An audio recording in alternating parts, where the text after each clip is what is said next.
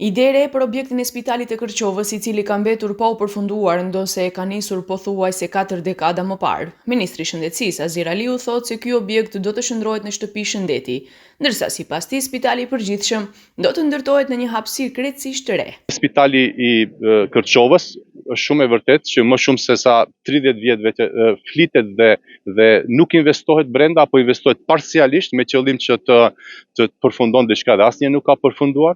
Rezultoi që infrastruktura në këtë spital nuk është e denjë si në aspekt të dhënies të shërbimeve shëndetësore, edhe ashtu në aspekt të kapaciteteve minimum që duhet të plotëson për të qenë një spital.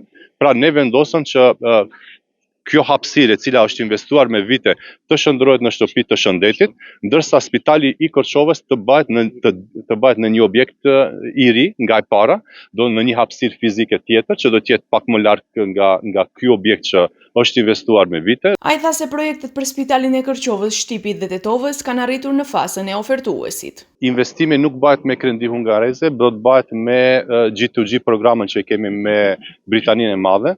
Kanë mbaruar procedurat administrative, pra deri para 2-3 ditësh kemi pasur procedura administrative me bankat të cilët neve kemi prezantuar projektet për në Shtip, në Tetovë dhe në Kërqovë, ndërsa tani presim ofertuesit. Objekti i spitalit të Kërqovës ka filluar të ndërtohet para pothuajse 40 vitesh dhe asnjëherë nuk ka përfunduar. Qytetarët marrin shërbime në spitalin e vjetër, i cili funksionon me kushtet që lënë shumë për të dëshiruar.